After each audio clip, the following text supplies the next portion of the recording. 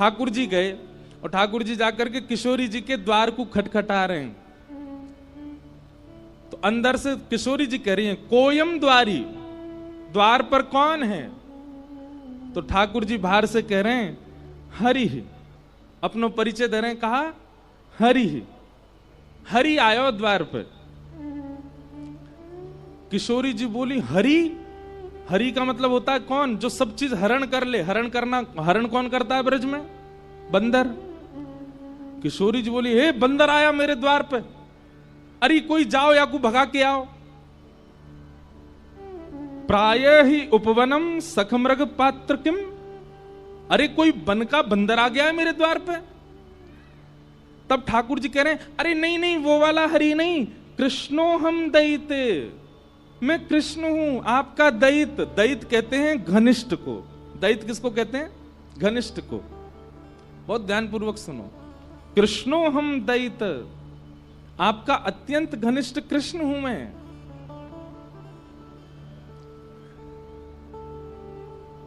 किशोरी जी ने जैसे ही सुनी कृष्ण आया है, अब कृष्ण का मतलब क्या होता है? कृष्ण का मतलब होता है काला। किशोरी जी बोली, अरे गोपी, लाल बंदर नहीं, कारो बंदर आयो द्वार पे, भगा के आओ याकू। हरि नहीं आयो है, कृष्ण हरि आयो है, मतलब कारो बंदर या लंगूर आ गयो द्वार पे।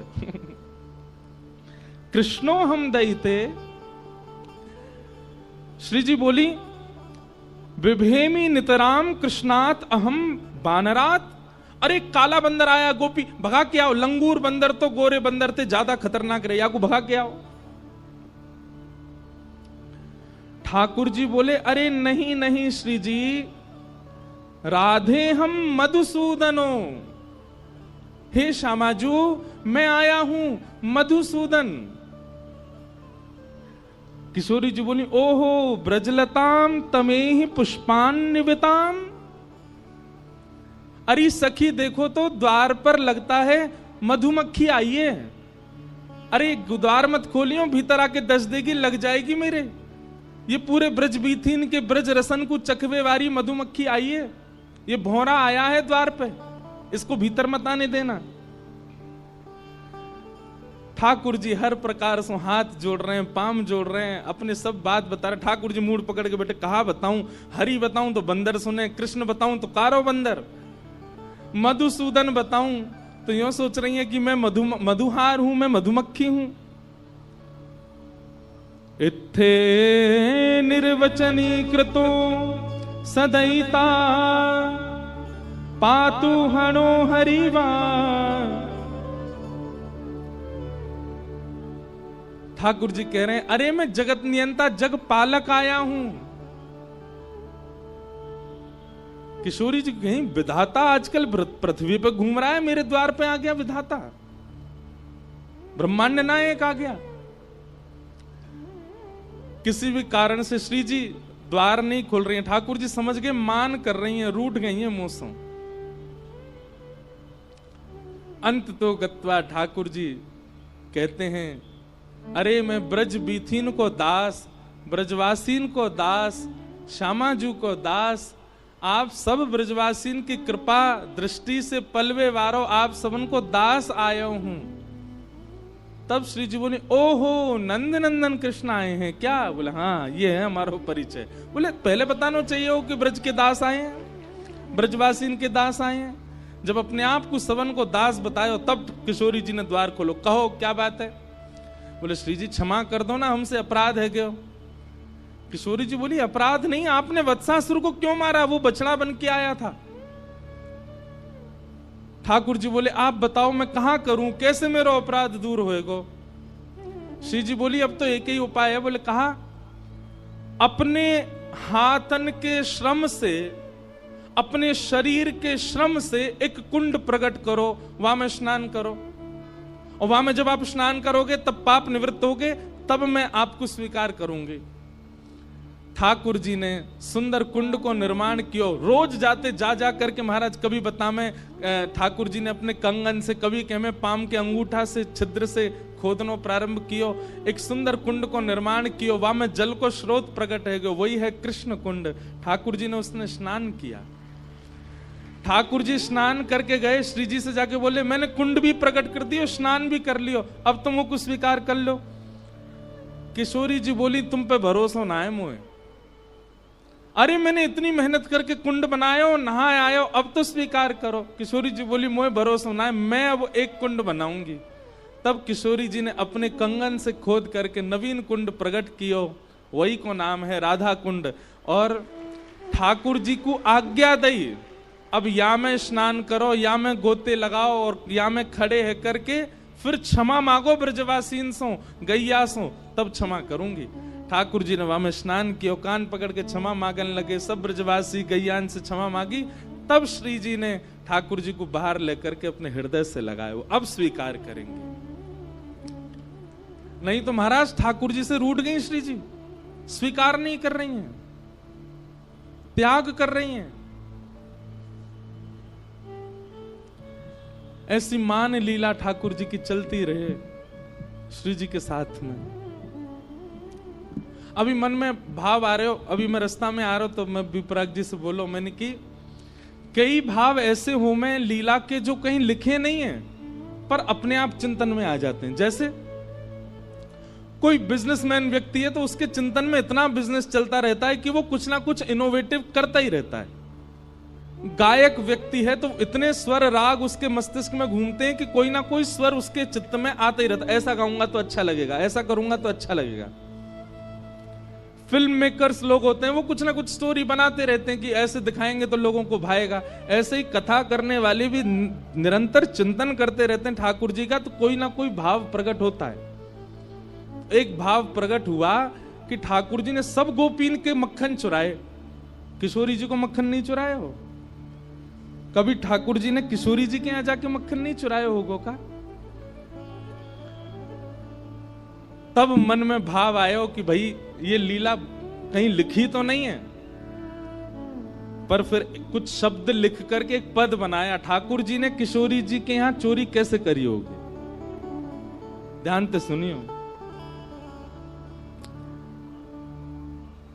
अब वैसे तो आपको चिंतन करना चाहिए, पर फिर भी आंख खोल के ही सुन लो। जब जब भाव लगे तो नेत्र बंद करके उस छवि का दर्शन करना जो यहां लिखा है। आहा, कुंवरी श्यामा मेरी प्यारी श्यामा, दधिमथ सुंदर लागे, मेरी प्यारी श्यामा दधिमथ सुंदर लागे। सब लोग इधर देखो, कैसा है स्वरूप। कीर्ति मैया, राधा रानी की मैया ने किशोरी जी से कही, लाली अब तू बड़ी होती जा रही है ने, घर के काम काज सीख ले। किशोरी जी बोली कहा करूं मैया? बोले अब तू दही मथनो सीख ले, मक्खन निकारे कर, धीरे धीरे घर के काम ने अपने जीवन में ला। तो किशोरी जी आज पहली बार दधी मंथन कर रही हैं। किशोरी प्यारी दधिमथ सुंदर लागे, किशोरी प्यारी दधिमथ सुंदर, तनिक तनिक हाथन सो मथनी, तनिक तनिक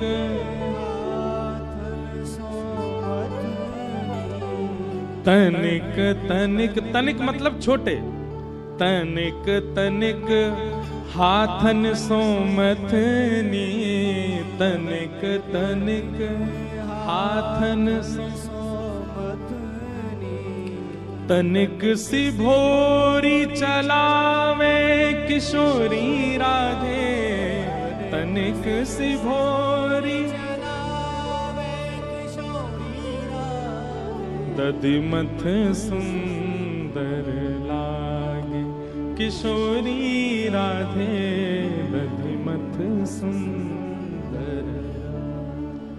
आज किशोरी जी ने जैसी मथनी पहली बार चलानो प्रारंभ कियो, सबरे ब्रजमंडल की गोपी इकट्ठी है गई, बधाई गायन लगी, नंगाड़े बजन लगे पूरे ब्रजमंडल में। सब पूछन लगे, अरे भैया काय बात के मंगल गाए जा रहे हैं? बोले आज वृषभानु नंदिनी किशोरी जी पहली बार मक्खन निकाल रही हैं। आहा, ब्रजवासीन की भीड़ लगी है, पहलो मक्खन को प्रसाद हमको मिलना चाहिए। लंबी भीड़ लगी है, वृषभानु जी सबको संभाल रहे हैं। बोले चिंता मत करो, लाली मक्खन निकाल तो ले, एक एक बिंदिया, एक एक बिंदी मक्खन सबको मिलेगा प्रसाद में। नगाड़े की आवाज पहुंच गई कहां? नंदगाम। इतने में दौड़ो दौड़ो मधुमंगल गए और ठाकुर जी के पास। बोले लाला एक नई खबर लेके आया हूं। ठाकुर जी बोले कहा खबर है भैया? बोले बरसाने में नगाड़े बज रहे हैं। बोले काय बात के नगाड़े? बोले किशोरी जी मक्खन निकाल रही हैं पहली बार, दही मथ रही हैं। लाला तेने सबरी गोपीन के यहां को मक्खन चुराया हो, कानी भेणी लूली लंगड़ी सबरी गोपीन के मक्खन खाए, परम सुंदरी किशोरी जी को मक्खन नहीं चुराया तो हम काय बात के चोर? ठाकुर जी ने अपनी कारी कमरी उतारी, कमर पे बांधी। बोले सही कह रहा हूं मधुमंगल, यदि किशोरी जी के हाथ की मथी भई दधी ते निकरो भयो मक्खन हमने नहीं पाया तो कहां पायो? मधुमंगल बोलो योजना तो ऐसी है कि किशोरी जी के हाथ से निकरो मक्खन सबसे पहले कुल देवी को पधराया जाएगा। लाला तू कछु कर, कैसे करके वह माखन को खाए के आ। हमारे लाल जी पे मैं एक बात कहूं, कछु करनो आवे चे नहीं आवे, एक काम बहुत बढ़िया आवे। कहा छोरी बननो बहुत बढ़िया आवे। नेक में ही अपने केस खोल दिए, आंखन में काजल लगा लियो, मुख पे लालिमा लगा ली और सोई महाराज कोई छोटी सी गोपी की बढ़िया सुंदर पोशाक लियाए, नीचे पहनी, ऊपर चुनरी डाली, हाथन में छोटी छोटी चूड़ी पहन ली। नेक से हैं ठाकुर जी, ज्यादा से 4-5 साल के होंगे। नेक नेक सी चूड़ी पहन ली, पामन में पाजेब पहन ली और नेत्रन में काजल लगा लियो। कैसा लग रहा हूं? मधुमंगल बोलो लाला तू छोरी होता तो भगा ले जाता मैं, इतना प्यारो लग रहा है। अरे बाल ब्याह कर लेते तो अब तू जल्दी जा, नहीं तो मैं तुझे ब्याह ही कर लूंगा। ठाकुर जी छोटी सी सखी बन करके मक्खन चुराने जा रहे हैं। कौन को? श्री जी को, श्री राधा रानी। ये लीला कहीं लिखी नहीं है, ये चिंतन में आई लीला है, ये भाव में आई लीला है। आहा, बेवस भय धाये नंद नंदन, बेबस भय। गाओ, ताली मत बजाओ पर पीछे गाओ। बेबस भय धाये नंद नंदन, बेबस भय। कैसे? सखी को रूप धराए, सखी को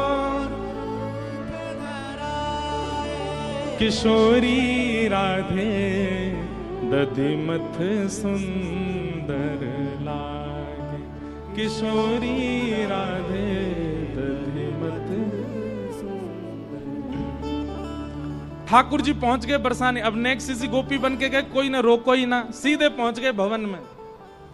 चारों तरफ गोपियां खड़ी हैं और उन गोपीन की छोटी छोटी लाली खड़ी हैं, वहीं पर ठाकुर जी भी जाके खड़े हो गए।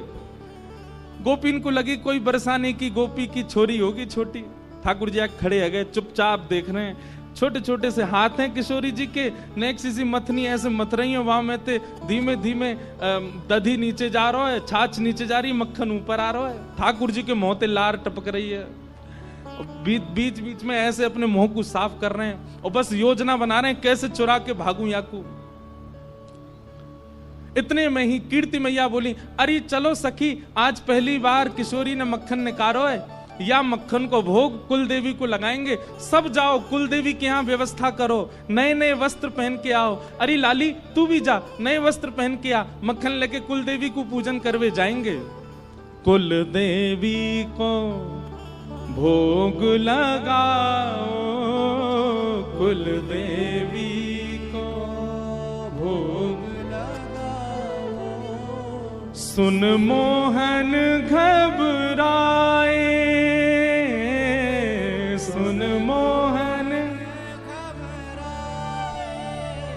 हे सखी रूप में छल बल करके, सखी रूप में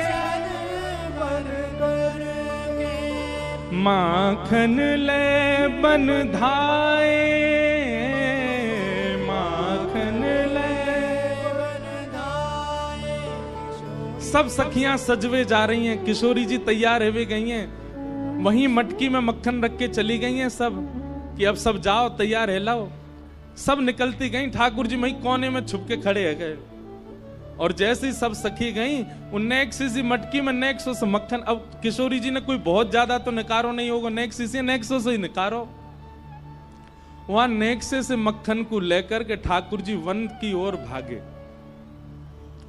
और वन में भाग करके ठाकुर जी ने अपना श्रृंगार आदि सब उतारो, एक वृक्ष के ऊपर चढ़ गए। सहन नहीं है रोए, किशोरी जी ने मक्खन निकारो या को तो मैं प्रेम सो पाऊंगो। कहा भयो, जैसे ही प्रथम मक्खन उंगली में लेकर के मुख से लगायो तो कहा भयो, माखन को जब अधर लगायो, माखन को जब अधर लगायो, गिरधर बेसुध पाए, गिरधर। ठाकुर जी ने जैसे ही मक्खन नेक अपनी जीभ पर रखो, वो एक बिंदु रखते ही नेत्र बंद है गए। किशोरी जी को स्मरण है लगो, तनिक तनिक से हाथन सो कैसे श्रम करके किशोरी जी ने मक्खन निकाल के मटकी में धरो। इन्हीं सब चिंतन में आकर के ठाकुर जी तो वहीं मूर्छित है के गिर पड़े, बेसुध है गए। एक हाथ में मक्खन लगो, दूसरे हाथ में मटकी, ठाकुर जी पड़े बेसुध। श्री राधा श्री राधा श्री राधा श्री राधा, बस वही स्मरण चल रहा है मन में। यहां सब सखी आई, और जैसे ही आकर के देखो महाराज मक्खन तो गायब है गयो, मटकी कोई लेके भाज गयो। पूरे बरसाने में हल्ला है गो, अरे मक्खन चोरी है गो, मक्खन चोरी है गो, मक्खन चोरी है गो। किशोरी जी बोली, मक्खन लेके कौन चलोगो? किशोरी जी के तो नेक नेक अश्रुबिंद आ गए, पहली बार मक्खन निकालो वो कोई लेके भाज गो। तभी किशोरी जी की छोटी छोटी सखियां ललिता विशाखा भी आई और बोले मक्खन चोर तो एक ही है पूरे ब्रजमंडल में, हमें ऐसा लगा वहां कुछ सुगंधी आ गई होगी श्यामाजू, और वो ही आकर के लेके गए। पर वो कैसे आ सके यहाँ पे? हम तो नेक देर को गए, इतनी देर में भी कोई ना आयो, द्वार आदि सब बंद रहते। विशाखा बोली, अरे बड़ो छग्म भेषी है, नेक में ही गोपी बन जाए, कुछ तनिक से छोरी बन के आएगो होगो, लेके भाज गो, मैं सब जानू वाकू। श्यामाजू आप तो चलो नंदगाम के मार्ग पर चलें, वन में ढूंढेंगे मिल जाएगो। और किशोरी जी सब सकीन के संग गई, और तभी कहा देखो एक कदम वृक्ष के नीचे ठाकुर जी ने सखी को रूप धारण कर रखो है, केश खोल रखे हैं, चुनरी पड़ी है, बेसुध अवस्था में पड़े हैं। ठाकुर जी को नीचे छोटा सा लहंगा, लहंगा के नीचे छोटे छोटे पावन में छोटे छोटे नूपुर, हाथन में चूड़ी, और ऐसे मुखमंडल की कांति देख करके सब सखी पहले तो बेहोश कन्हैया की बलैया ले रही, कितने प्यारे लग रहे हैं। मुख पे मक्खन लगो, दूसरे हाथ में छोटी सी हंडी में मक्खन रखो है। किशोरी जी बोली देखो यहाँ पड़े हैं चोर, और लेके भाज गए, पता ना यहाँ सो कैसे गए। किशोरी जी ने जाकर के ठाकुर जी के मस्तक पर जैसे ही भुजा रखी, ठाकुर जी होश में आए। सब सखी बोली, हे श्यामाजू आपके हाथ से निकसो मक्खन पावे की सबन की इच्छा, परंतु ये तो है ही ना सके कि आप कछु बनावे और श्याम सुंदर पहले नहीं पावे। अब श्याम सुंदर ने अधर पर धारण कर ही लिया है, हम सब सखीन की बड़ी अभिलाषा है कि आपको प्रसाद हमें मिले, तो आप कृपा करो यही मक्खन जो श्याम सुंदर के अधर पर लगो है, आप अपनी भुजा से लेकर के हम सब सखीन को बांट दो। और ठाकुर जी के मुख पे लगो मक्खन ही सब सखीन में बांट दी, और या तरीका से किशोरी जी के हाथ से निकसो हुए मक्खन ठाकुर जी ने प्रसादी करके पूरे ब्रजमंडल में बंटवायो है। बोलो बाल कृष्ण लाल की, किशोरी राधे दधिमथ सुंदर लाल, किशोरी राधे दधिमथ सुंदर। ऐसी ठाकुर जी की अब वृंदावन आने के बाद में ये निकुंज लीला प्रारंभ हो गई है। किशोरी जी के साथ मान लीला, किशोरी जी के साथ में दान लीला, किशोरी जी के साथ में अद्भुत अद्भुत लीलाओं को ठाकुर जी प्रकट कर रहे हैं।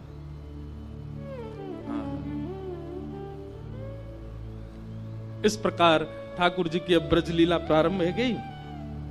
आगे भगवान ने वेणु गीत के माध्यम से ब्रज की गोपीन को अपने वनचर रूप को दर्शन करायो, वनवासी रूप को दर्शन करायो। वन में जब ठाकुर जी जामे तब कैसे लगे, वह रूप को आस्वादन करायो।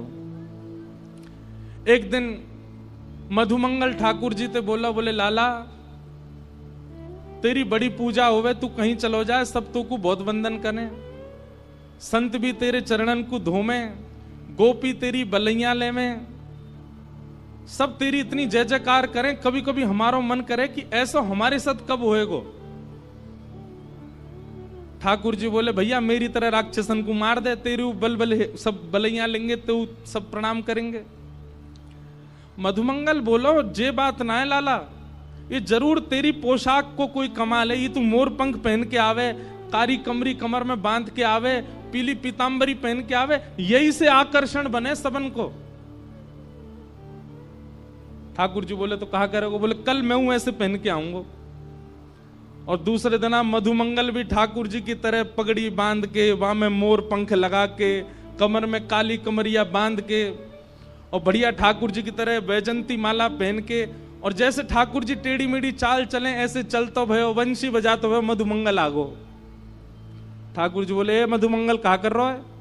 बोले लाला अब तेरी तरह मैं हूं डोले करूंगा, सब मेरू बलैया ले करेंगे, मेरू आरती करे करेंगे। ठाकुर जी बोले बाबड़ो है, अपने रूप में रहे, दूसरे की नकल का करे ना लाला, मैं हूं पुजवाऊंगा, मैं हूं गोपीन से बलैया लबाऊंगा अपनी। ठाकुर जी बोले करवा ले। ठाकुर जी बोले मैं तो जा रहा हूं जमुना स्नान को, और यमुना स्नान करने के लिए ठाकुर जी गए। ठाकुर जी ने सबरी पोशाक उतार दी अपनी। इतने में ही केसी नाम को राक्षस वाकु कंस ने भेजो ब्रजमंडल। केसी ने कही आपके शत्रु कृष्ण का हुलिया बताओ।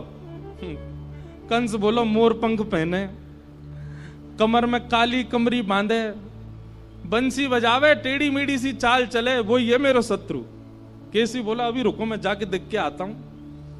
केसी राक्षस जैसे, ठाकुर जी तो स्नान कर रहे थे जमुना जी, मधुमंगल डोल लो बाहर। इतने में ही केसी राक्षस आयो, मधुमंगल के पीछे ही भागो। मधुमंगल बोलो लाला बचाइयो, लाला बचाइयो, लाला बचाइयो, देख कौन आयो। इतने में ही ठाकुर जी जमुना जी ने करके आए, एक मुष्टिक प्रहार करके केसी को मार दियो। मधुमंगल बोलो लाला तू मोर पंख पहन के चले, सब तेरी बलैया ले में, सब तू को प्रणाम करें, मैंने मोर पंख कहा पहनो, राक्षस पड़ गए मेरे पीछे। तो ठाकुर जी बोले दूसरे की नकल ना कर, तू जैसा तू वैसा ही रहे मधुमंगल, तू काय को मेरे रूप को धारण करे। आज तो बच गयो, जल्दी मोर पंख उतार दे, कल कोई और आ जाएगा। ये उन लोगों के लिए जो बहुत जल्दी भगवान बनने की कोशिश करते हैं। नेक पुजबे के बाद में उनके मन में आ जाती है हम भगवान से कम थोड़े ही हैं, हमारे इतने फॉलोअर्स हैं, हमको इतने चाहने वाले लोग हैं, हम भगवान से कम थोड़े ही हैं। ठाकुर जी को का उतना राक्षस आ गए हो ना, रोते फिरेंगे हम भगवान। कैसे ठाकुर जी हमारे ब्रज में गाते हैं, मुकुट तेरो टेढ़ो वृंदावन तेरो टेढ़ो, मुकुट तेरो टेढ़ो, मुकुट तेरो टेढ़ो, लकुट तेरी टेढ़ी, मुकुट तेरो टेढ़ो, अरे हाँ रे लाला टेढ़ी रे, अरे हो रे लाला टेढ़ी रे, अरे हाँ रे लाला टेढ़ी रे, श्याम तेरे मुख की मुरलिया, हाँ श्याम हाँ टेढ़ी टेढ़ी रे, हाँ रे लाला टेढ़ी रे, श्याम तेरे तिरछी नजरिया, टेढ़ी टेढ़ी रे, टेढ़ी रे श्याम तेरी तिरछी नजरिया, हाँ श्याम हाँ। टेढ़ी रे हारे लाला, टेढ़ी रे श्याम तेरी तिरछी नजरिया। और क्या कह रहे हैं? गोपी सब टेढ़ी और ग्वाल सब टेढ़े, गोपी सब टेढ़ी और ग्वाल सब टेढ़े, गोपी सब टेढ़ी और ग्वाल सब टेढ़े, गोपी सब टेढ़ी और ग्वाल सब टेढ़े। अरे हाँ रे लाला टेढ़ी रे, अरे हाँ रे लाला टेढ़ी रे, अरे हो रे लाला टेढ़ी रे, अरे हो रे लाला टेढ़ी रे, अरे हाँ रे लाला टेढ़ी रे श्याम तेरी यशोदा डुकरिया, हाँ श्याम हाँ। टेढ़ी रे हारे लाला टेढ़ी रे श्याम तेरी यशोदा डुकरिया, श्याम टेढ़ी।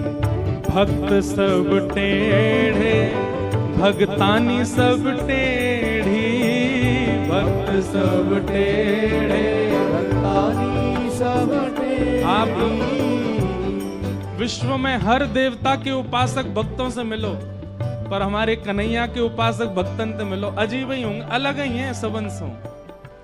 बिना बात के रोते भये मिलेंगे, बिना बात के व्याकुल मिलेंगे, बिना बात के ब्रजरज बताओ मट्टी लगाए डोले अपने सिर पे, वो दुनिया के लिए मट्टी है, उनके काजे तो श्री कृष्ण रज है। भूखे प्यास रह लेंगे, संत जनन के पीछे पीछे डोलेंगे। हमारे वृंदावन में आकर के देखो कैसे ब्रह्मचारी बनकर के, कैसे विरक्त बनकर के, बैरागी बनकर के रहते हैं भक्त। क्यों? भक्त तेरे टेढ़े भगतानी सब टेढ़ी, भक्त सब टेढ़े भगतानी सब टेढ़ी। हाँ भक्त सब टेढ़े भगतानी सब टेढ़ी, भक्त सब टेढ़े भगतानी सब टेढ़ी। अरे हाँ रे लाला टेढ़ी रे, अरे हाँ रे लाला टेढ़ी रे, अरे हो रे लाला टेढ़ी रे, अरे हो रे लाला टेढ़ी रे। अरे हाँ रे लाला टेढ़ी रे श्याम तेरे प्रेम की नगरिया, आओ श्याम हाँ। टेढ़ी रे हारे लाला टेढ़ी रे श्याम तेरी तिरछी नजरिया, श्याम ओ तेरे टेढ़ी रे श्याम तेरे, टेढ़ी रे श्याम तेरे तिरछी नजरिया, हाँ श्याम हाँ।